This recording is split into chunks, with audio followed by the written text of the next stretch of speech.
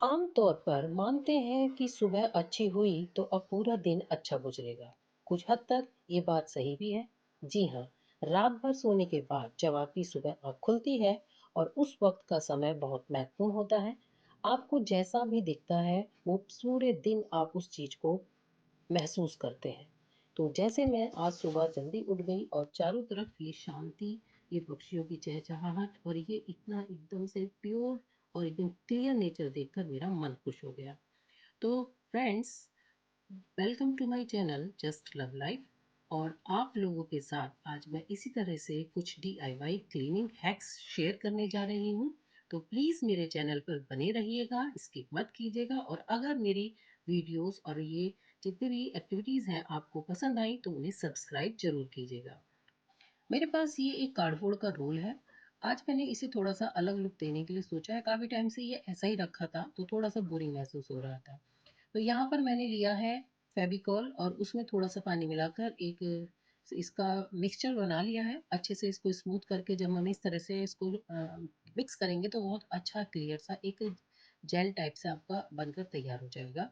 और इस रोल के ऊपर मुझे ये अच्छे से स्प्रेड कर देना है। इसके बाद मैं इस पर टिश्यू पेपर लगाकर एक टेक्सचर देने की कोशिश करूँगी, जो कि बहुत ही एक यूनिक सा लुक देता है। अब देखते हैं आगे चल के कि इसमें मुझे क्या बनाना है। फ़िलहाल तो जो इसके ऊपर मैं टिश्यू पेपर को रैप करूँगी, वो तो सर्टेनली है ही कि मुझे वो इसके ऊपर लगाना है।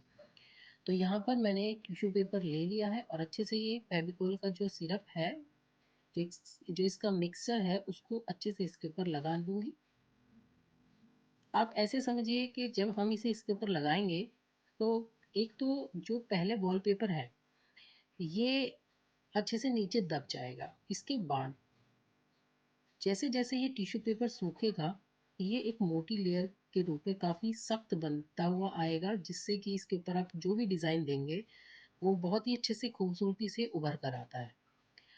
आप इस पर कुछ भी डिज़ाइन दे सकते हैं जो भी आपको पसंद हो। लाइक आप इसे वुड का भी डिज़ाइन दे सकते हैं, क्योंकि ये जो टिश्यू पेपर का जो टेक्सचर होता है ये एक इस तरह से थोड़ा-सा रफ़ होता है, जो आमतौर पर हमारे जो पेड़ वग़ैरह होते हैं उनकी लकड़ियों के टेक्सचर जैसे होते हैं ना, थोड़े रफ़ टाइप के, तो इस टाइप का थोड़ा-सा आएगा। अब बारी आती है इस पर पेंट करने की। ये सूख चुका है और इस पर मैं ये इस तरह का जो एशियन पेंट टाइप से होते हैं, ये घर पर ही रखा हुआ था तो यही वाला मैं यूज़ कर लेती हूँ। क्योंकि हमें कुछ भी बनाना है फ्री ऑफ कॉस्ट बनाना है।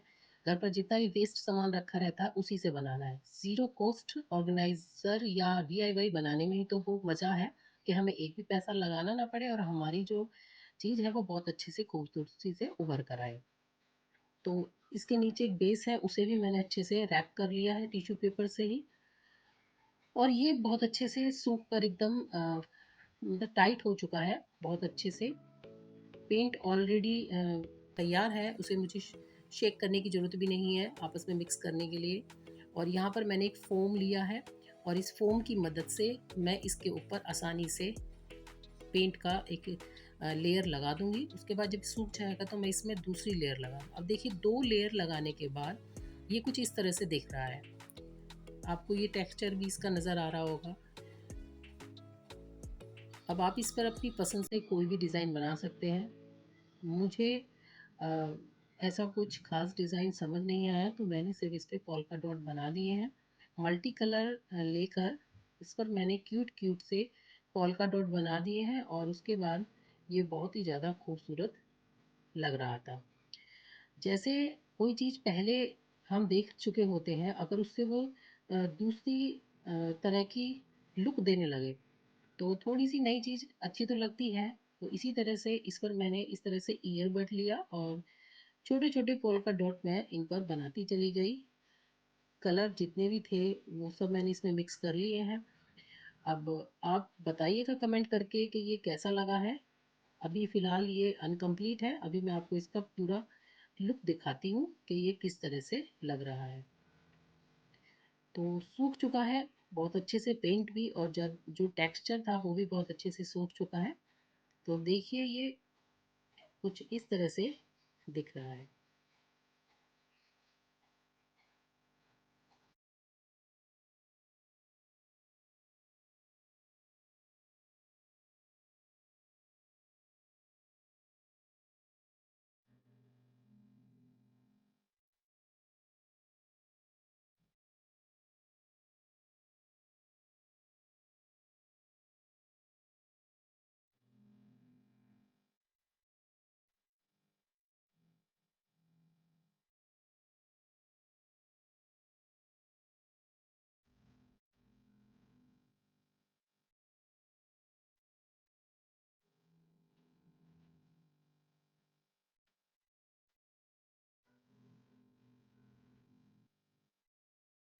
तो फ्रेंड्स, आपको ये कैसा लगा मुझे कमेंट करके ज़रूर बताइएगा। तो चलिए चलते हैं सेकंड DIY के लिए।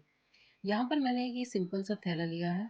ये इसकी जो फैब्रिक है वो काफ़ी स्ट्रॉन्ग फैब्रिक है, और इसमें कम से कम आप 10 केजी के सामान उठा सकते हैं और ये फटेगा भी नहीं, क्योंकि ये हम लोग जब डी मार्ट गए थे तो वहाँ से लेकर आए थे, यानी में सामान आया था वहाँ से, और काफ़ी अच्छा है, मजबूत है।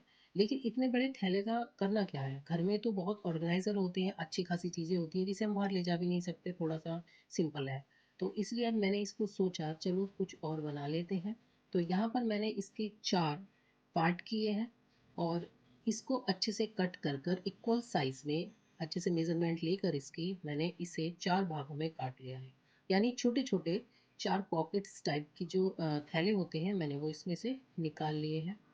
पर्पस यहाँ पर मैं आपको बताना चाहती हूँ कि जो फ्रिज है उसके अंदर जो थोड़ी सब्जियाँ होती हैं, जैसे कि मान लो आपकी स्मॉल फैमिली है, आप कोई भी चीज़ 250 ग्राम में लेकर आते हैं, तो उन सबको रखने के लिए हमारे पास छोटे छोटे ये फैब्रिक के ऑर्गेनाइज़र बन जाएंगे, और हम आसानी से उन चीज़ों को इसमें रख सकते हैं।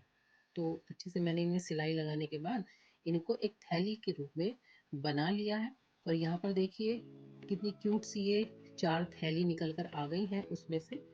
और इसको फिर मैं जो एक तरह से इसमें डोरी डालते हैं, उसकी जगह मैंने वूलन की जो थ्रेड होती है उसका यूज़ किया है, और ये एक वेजिटेबल ऑर्गेनाइज़र के रूप में तैयार हो गया है। और अब मैं इसमें अपनी जितनी भी फ्रिज में थोड़ी सी सब्जियां होती हैं थोड़ी थोड़ी करके वो सब इसमें आराम से रख लूँगी।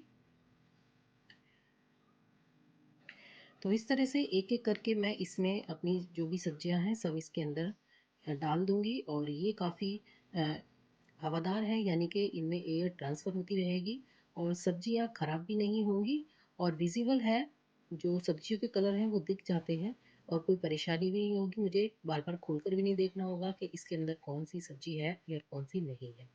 तो देखिए ये फ्री ऑफ कॉस्ट है बिल्कुल।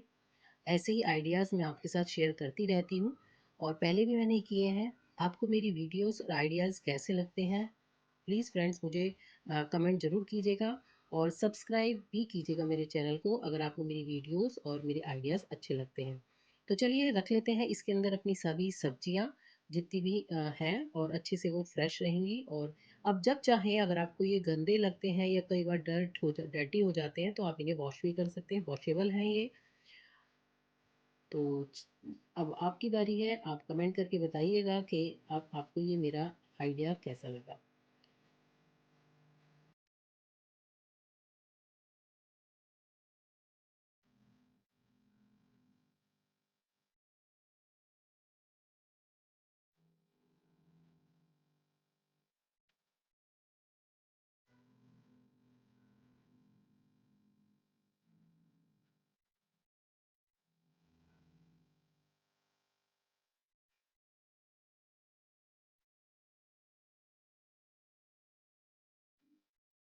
नेक्स्ट बारी आती है एक क्लीनिंग हैक्स की। तो यहाँ पर मैं आपसे के साथ शेयर कर रही हूँ एक क्लीनिंग हैक्स। हमारे सभी के घरों में कॉम्स रहते हैं, और फैमिली जो जितने मेंबर हैं उस हिसाब से अलग अलग कॉम्स भी रखते हैं। बहुत से घरों में एक से ही सब चल जाता है, लेकिन मोस्टली सभी के घरों में, क्योंकि आजकल थोड़ा सा एक ट्रेंड्स है कि सबको एक सेपरेट चीज़ें चाहिए होती हैं। तो यहाँ पर मैंने 1 चम्मच इसमें डिटर्जेंट डाल लिया है, और सिंपल जो ऊपर टैंक होता है उसका पानी है, और कुछ नहीं मिलाना है। 2 से 5 मिनट के लिए आपको इसे डिप करके रख देना है। तो जितना भी इसमें जो मैल होता है, जो डर्ट डर्ट लगा होता है, वो आसानी से फूल जाता है, और उसके बाद आप इसे आसानी से ब्रश के मदद से, आपके पास ये डिस्कार्डेड ब्रश पड़ा रहता है, तो उसकी मदद से आप इसे अच्छे से, जितना भी इसमें डर्ट है, जो ऑयल है, जो भी हम लोगों के सरों में से थोड़ा बहुत डर्टनेस निकलती है, वो सब इजीली साफ़ हो जाती है। और बिना किसी ज़्यादा प्रेशर के आप हल्के हाथ से भी इसे साफ़ करेंगे तो सब कुछ साफ़ हो जाता है निकल कर, और हमारे जितने भी कॉम्ब हैं इजीली एकदम क्लियर हो जाते हैं। और ये करना इसलिए भी ज़रूरी है कि हमारी जो सर की स्कैल्प होती है वो काफ़ी फ्री रहे, और इन्फेक्शन से हमारे जो बाल हैं, स्कैल्प है, वो बची रहे। तो ये ज़रूरी है। और बहुत लोग जो होते हैं थोड़े से इरिटेट हो जाते हैं कॉम्ब क्लियर करने के लिए, तो ये एक सिंपल सा हैक्स है, आप लोगों को अच्छा लगेगा और कोई परेशानी भी नहीं होगी इसे करने के लिए। तो बस इसी तरह से मैंने अपने सभी कॉम्ब हैं उनको अच्छे से साफ कर लिया है। और अब मैं एक आपके साथ एक अपनी थॉट शेयर करती हूँ कि ज़रूरी नहीं है कि हम घर में कम मेंबर हैं तो हम लोग इस तरह से अपनी कॉम की दुकान ही खोल लें कि चलो जी एक मेंबर के लिए 2 कॉम रख लेते हैं। तो इस तरह से तो 4 मेंबर हैं घर में, 8 से 10 कॉम हो जाएँगे। तो ये भी एक वेस्टेज है वक़्त की भी और सामान की भी। तो आज मैं ये फ़ॉलो खुद से ही शुरू करती हूँ कि जब हम 4-5 मेंबर ही हैं घर में, तो इसीलिए जितने भी कॉम्ब होंगे वो खुद ही मैं इतने ही निकाल कर रखूँगी। तो अच्छे से इनको पानी से साफ करके और एक साफ कपड़े के साथ पोंछ कर सुखा लेना है। और उसके बाद अब आप देख सकते हैं कि कॉम्ब कितने क्लियर हो चुके हैं, एकदम साफ दिखाई दे रहे हैं। और जितनी भी इनके अंदर गंदगी थी, जो डस्ट या मैल या ऑयल था, वो सब निकल गया है और बहुत अच्छे से साफ हो चुके हैं। जब हम साफ़ चीज़ों को यूज़ करते हैं तो बहुत ही हमें शांति भी मिलती है और एक सेटिस्फेक्शन होता है कि हम किसी भी इन्फेक्शन या बीमारी से बचे रहेंगे और बस अच्छे से हमारा हेल्थ बनी रहेगी। तो हमारी जो सिर की स्कैल्प होती है वो इन्फेक्शन से बची रहे, इसीलिए हमें अपने कॉम्ब को, अपने ड्रेसिंग एरिया को, इन सब चीज़ों को अच्छे से साफ रखना चाहिए। क्योंकि बीमारियां जो होती हैं वो एक जगह से शुरू होती हैं और कई जगह फैलती चली जाती हैं। इसके बाद अब मैं आपके साथ शेयर करती हूँ।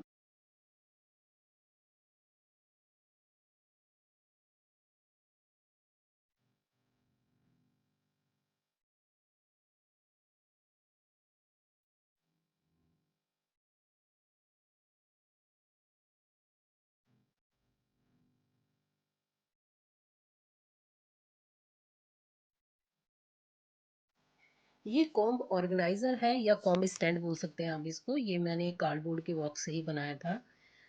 और अब मैं इसमें से, जैसे कि आपके साथ अभी मैंने बताया, कि मैं कुछ गिने चुने ही कॉम्ब निकाल कर बाहर रखूंगी, ताकि जब भी हमें धोना हो तो इजीली हम निकाल कर धो लें और कोई भी परेशानी ना हो। बस फैमिली मेम्बर के हिसाब से मैंने इसमें रख दिए हैं जितने भी लगते हैं। और उसके बाद जो एक्स्ट्रा कॉम्ब है वो मैंने उठाकर अलग ऑर्गेनाइज कर दिए हैं। तो फ्रेंड्स, अपने काम को आसान बनाना हमारे ही हाथ में है, कोई और आकर हमारी मदद नहीं करता है। अपनी सूझबूझ से हम अपने सभी कामों को आसान कर सकते हैं और यही हम लोगों की कला होती है। नेक्स्ट हैक्स है टेप्स को लेकर। हमारे पास घरों में इस तरह की टेप्स पड़ी रहती हैं, लेकिन हम लोग क्या करते हैं कि यूज़ करने के बाद उसे ऐसे ही रख देते हैं। डबल साइडी टेप में तो बहुत आसान होता है उनकी जो लास्ट कॉर्नर होता है उसे ढूंढना, लेकिन जो सेलो टेप्स होती हैं या ट्रांसपेरेंट टेप्स होती हैं इस तरह की बड़ी छोटी, उनमें जो होता है लास्ट वाला कॉर्नर ढूंढना काफ़ी डिफ़िकल्ट हो जाता है, क्योंकि ये बहुत ज़्यादा थिन होती हैं।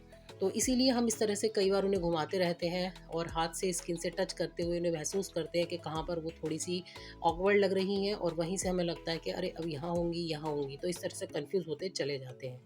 बस यहाँ पर ये आपको क्या करना है कि जब आप कभी इसे यूज़ करो और जब उसे आप रखने जाओ तो इसका जो लास्ट का कॉर्नर होता है उसे इस तरह से फोल्ड कर दें और फिर इसे वापस उसमें पेस्ट कर दें। तो ये है इसका सॉल्यूशन, और आप जब नेक्स्ट टाइम कभी भी इसे यूज़ करेंगे तो आपको कोई भी परेशानी नहीं होगी और बहुत आसानी से इसका जो लास्ट कॉर्नर है वो मिल जाएगा। तो फ्रेंड्स, आज इस वीडियो में बस यही था आपके लिए। अब मिलते हैं नेक्स्ट वीडियो में कुछ अच्छे से टॉपिक्स के साथ। और प्लीज़ मेरे चैनल को लाइक शेयर सब्सक्राइब कीजिएगा और कमेंट भी कीजिएगा कि आपको मेरी वीडियोस कैसी लगती हैं। तो फिर मिलते हैं नेक्स्ट वीडियो में। Thank you for watching. Bye.